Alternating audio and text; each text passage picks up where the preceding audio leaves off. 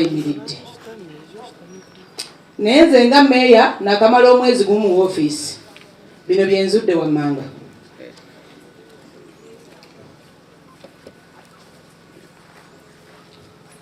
Ebiremezza bannayuganda oba ebinaalemya n'enkola yaffe empya, abantu bennyini abali mu buzi offices bakubagana ebikono. Woofiisi eri waggulu teyagala kuteeka mu woofiisi eri wansi kitiibwa, ate nga woofiisi eri wansi yemanyi bwino abeera ava wansi. For example, muno tuyinamu omwami ajja asumbuwa abantu bamuyita Nathan Bogi, agamba akola mu president's office, atuuza n'ekiiko mu division yaffe nga meya tamanyi, DPC tamanyi, nga tali mukulembeze yenna akola ki, naye najja n'atuuza enkiiko z'ettaka ezinyigiriza abantu. Olwo najja nga banyigiriza abakadde abalina ebibanja, babakande nti temuyina byogera wano, we mutatuwako eka bweziti tetujja kubaleka ku bibanja byammwe. Ensonga ey'okubiri, ndabyeko omukadde waffe wano Jeno Shaban Luchams, abantu bonna abadde tebakumanyi babadde balina essaala gye bakusabira. According to my office, abantu bwe bajjira mu dulooni ne bayoola abantu, abantu bwe bakozesa ku ofiisi yo bakajja mu bifo nga 5. Nagendako ku kifo ekimu we baali naye bagamba mumpe ku byogera byammwe, tebabiraga, bajjira mu drone. Ffe twewaayo, nze buli wenfuluma ewange ngamba layiraayi nali okudda n'obutakola ki, kyemuvamu abasijja kutya kwogera. Jeno Luchams Gombe division, abavubuka abakadde babadde bakusabira ssaala mbi. Abantu bwe bamazeeko abantu baffe emirembe bajja buli mukadde, buli muntu yenna alina ekibanja kye ekiwezaako eka 3 oba 4, bamugamba alina okubawaako eka 2 by force. Naye ekyo kiva ku ki? Communication in offices. Singa woba onookola kuwa ttaka gwe ng'oli mu ofiisi ya waggulu, meya muweeko kopi, eno si tumuweeko kopi, chairman eno si wanu muweeko kopi, DPC muwe kopi. Awo tugenda okulamba tukolera Uganda eyawamu. Togenda kukolera Uganda muntu omu, tulina kukolera Uganda nga tuli wamu. Wano bapuliikinze togetherness ebeera mu bigambo ne mu mirimu ebula. Nze nga meya wa Gombe division nga nyimiridde mu maaso gammwe, I was sponsored by General Salim Saleh okujjawo bye mwali mwekwasa nti opposition be baliwo be babbisa amataka gammwe. Najja mu ntebe naye n'ebintu biganye okukyuka mwezi ogumu bitabuka buki. Ensonga endala, abantu b'akatale, minisita togamba nti abantu baffe baakosebwa tetwafaayo ssebo mwami Balamu. Bambuulira ensonga yaabwe nga nakamala mu ofiisi wiiki emu. Era ng'omutendeke nagenda ewa RDC owa district. RDC owa district n'awandiikira RDC owa Nansana municipality nga yatwala ne Gombe division. Era olunaku olwaleero RDC wabadde ategese olukiiko lw'abakatale akasembayo. Nze nga meya wa Gombe division nyaniriza enteekateeka eno Jene Sale gye yateekerateekera bannayuganda abawamu. Naye kano ke kalowoozo kange, nsaba woofiisi zino zikolagane naffe, kuba ffe tukolagana n'abantu abawansi. Chairman abeere mukulu nnyo mu nsonga z'ettaka, naye akitwaza amataka g'abantu, omuntu agamba nnyina kyapa ne wa chairman tabaako kyamugamba, ogenda okuwulira. Nze babadde bankubye ennaku ezo, ngenze ku site, mwami Bogi ng'aleese abasirikale, Nathan Bogi oba maama walandiza omumanyiko Nathan Bogi, aleese abantu baagala kunkuba, aŋŋamba otubuuza ebyogeranga nigomboolo yange nze ssentebe. Ate oli gomete bane nsooke mukubule omukulu mu ngalo, naye maama njala okukakasa ow'ekitiibwa mukama wange teri agenda kuddamu kunyeenya. Sebo kamalirize era mubiraba bagamba ebyatulwanya bikoze ki kandi imagine tujja ku mukolo guno nga NRDC yaweereddwa bbaluwa mu butongole muyita wano ate nga yakulira security mu Nansana municipality.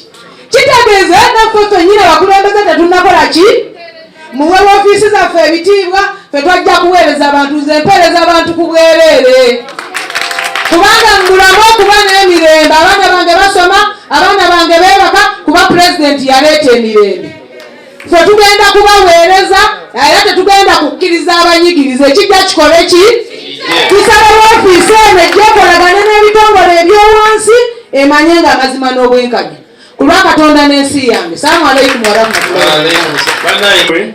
I want to let me speak in Luganda, then kanjogere mu Luzungu, then embadire mu Luganda. I want first of all to recognize and thank General Salim Saleh for improving investor confidence in the Luweero Triangle when he started the Namunkekera Industrial Park, which has now employed so many people. I remember a few years ago, Hajat Said Abumba used to perform well in Nakaseke, but time came when the rapid population growth, the youth were unemployed. Those youth turned against my mother, Hajat Said Abumba and others. They took over leadership of Luweero Triangle. And that was a reason. What caused that was so many youth, rapid growth of youth who don't know the history of this country. So they started fighting for space, fighting to get what to eat and what to do. So General Saleh's wisdom through the President's manifesto, they introduced Namunkekera Industrial Park, which has transformed Namunkekera and is now employing close to 50,000 people directly and indirectly so many others throughout the country through the different products that they are making. So that was the brain of General Salim Saleh. General Salim Saleh has started now another task. He started the musicians in Gulu. He has stabilized that sector. Now they have a president called Eddie Kenzo, and in this year's budget they have 25 billion for the art sector. The same General Saleh handled promoters where he used to belong. He stabilized us. They would give us small Kanyebwa, we fight over it, then he looks at how far we understand. But now we have stabilized, they have formed circles, and their circles this financial year, they're also getting close to 10 billion shilling. Now when he starts the land management office to supplement what Minister of Land is doing, this office has records, it has history. I've seen one gentleman whom I always like to watch called Magala. I saw Magala somewhere here. So Magala has history. So that history of Magala, when he died, we shall not have those records. But now Dr. Chigula and others have started a system here to supplement what government already has. The role of protecting the data on land is the role of government under the Ministry of Land and Urban Development. However, where the ministry can work can be supplemented with other agencies independently funded by patriots like General Salim Saleh. So this office will support our people. One, resolve conflicts through negotiation, resolve conflicts without fights, also resolve conflicts which take long in court by merely talking to elders like Muzei Naduli. So if Haji Naduli sits on the table with the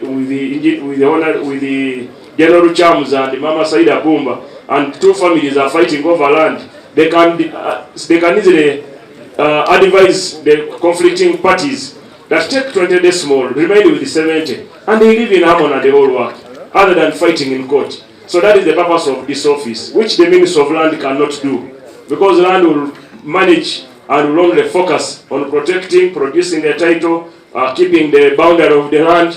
But when it comes to conflicts within society, like our Ambassador Bib said, that the conflict in the Middle East, all the fights in the Middle East are to do with the Hamas and Israel over land that was of a country that got independence in 1947. So they are fighting over land, who owns where, who was here 22 decades ago, 5 decades ago. So those are some of the problems. So I want to organize that effort of starting this office. Then to protecting property rights, safeguard the legal rights of landowners. So once landowners know their legal rights that this is our land, the government, through agencies like this and General Saleh, can advise you that you have a lot of land, but you're not using it. Can we get you an investor to use it and you get shares in that investment? So we create employment, government gets revenue, government collects, so our economy will grow and people will get employment, and then our land also will grow, our places will grow. So the purpose of this office is important. It will improve investor confidence through land administration, fostering sustainable economic development. I think all of us should support it. Then finally, like I mentioned, I want to thank the mayor of this place for being patriotic and for speaking out the truth, for letting the world know that within our society there are people working, units put in place to protect the poor, but they end up becoming harassers of the poor. She mentioned one unit of General Chamzi, which I was a minister, but that unit, they had a drone or 2 drones, went to a property which my company procured from the bank. They kidnapped my workers, took my workers away. So I had to look for General Chamzi to call him, and then the boy was dumped somewhere. They never stopped there. The next day they did the same thing. Now, if they do that to a minister's property, what are they doing to the poor people here in Matuga? We should fight that impunity. We should fight that impunity. That is impunity. And General Chamzi, you need to clean your house. I'm really happy that the mayor has brought it up. So many villages will have similar problems. I keep watching things on TV. You see Madame Fiona fighting over land, protecting someone. Then you see General Isoke is also protecting. General Chamzi is protecting. All those units, there's another man called Sachamukama is protecting. All those people are good. But they need to harmonize and work in an orderly way, and also work with the communities. Work with the LOC structures as you go to a village to enforce. That will, and security. Because I want to thank General Sale that he has Operation Wealth Creation throughout the country, but I've not heard anyone telling me that Operation Wealth Creation coordinator of Masindi, he has arrested, there is a brigadier, what is his name? Tingira.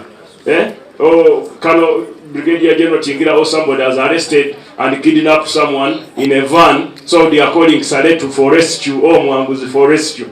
That hasn't happened.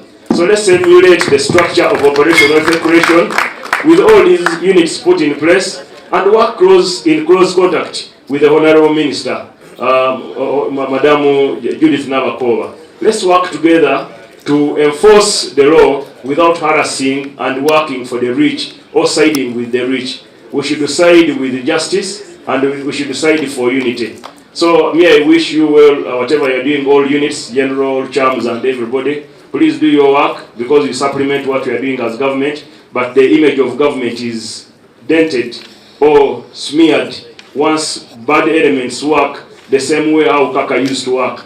That is how Kaka, mwawulirako mwami gweta Kaka owa Iso nga abaana be nga Kaka ye musajja mulungi naye nga muzeeyi abeera atudde ku fangayo oba ku office ye abaana ne bakola bye baagala. Naye ekyo sinakiwulira mu Operation Wealth Creation. Era njagala kwebaza agikulembera naye yagitandika. Ne advisor wa President Museveni naye yagitandika ye General Caleb. Njagala mwebaza nnyo nti mulina obuyinza bungi nnyo mwami Muwanguzi, mulina structure mu Uganda yonna. Mbadde nkola wake up rally nga tutambula mu Miruka ne mu district zonna nga sinabeera minister.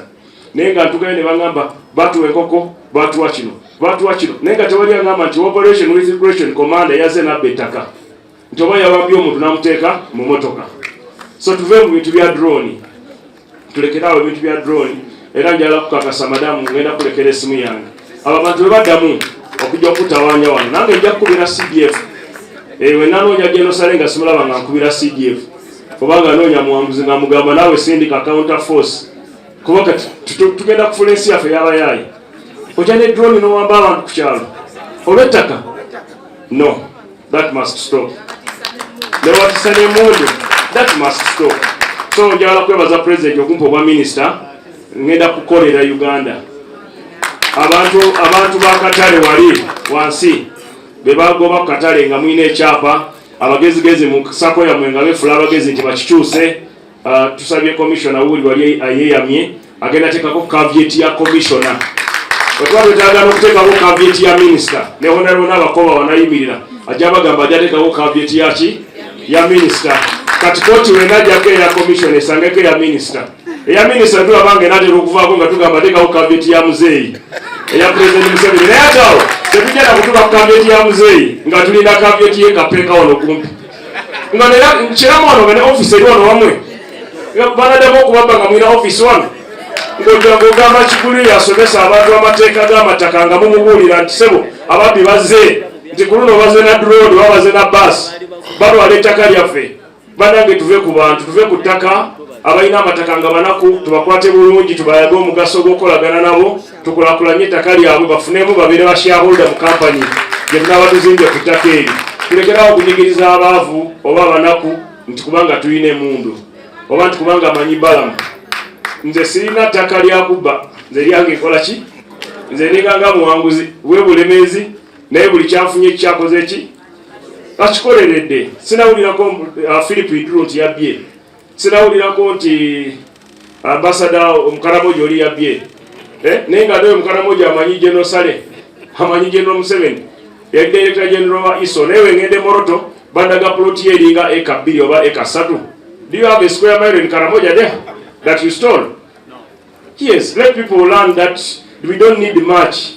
We don't need much on earth. Let's protect the poor. Tuyimirirewo ku lw'abanaku, tubakulaakulanye, tubalage ekkubo. Era office ejja kutuyambako ku ekyo. Mukama abawe omukisa. Anaye bugalwa ya makulu mangi nnyo kubanga office eno egenda kubeera nga ekunganya information like a information center.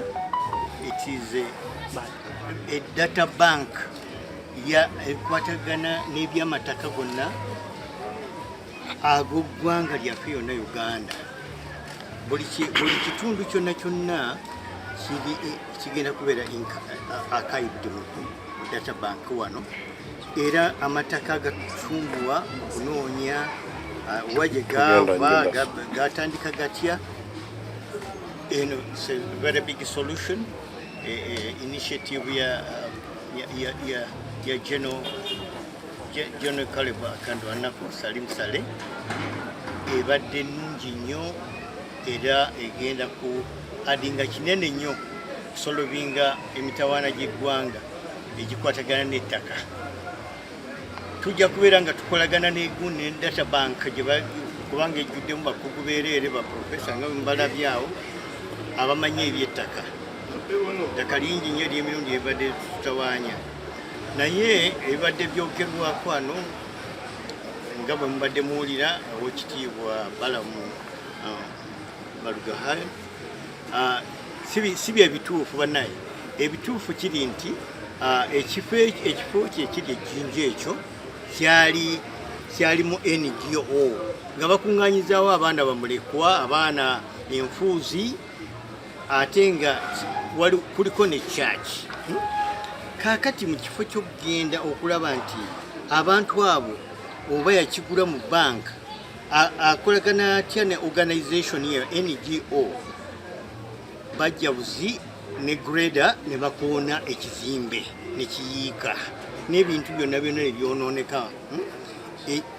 Omwami oyo nannyini NGO naddukira ewaffe, balina okumutaasa tugenda okumulaba okulaba ebintu byonooneddwa kubanga it's a registered NGO ayamba bannayuganda abaana bamulekwa enfuuzi.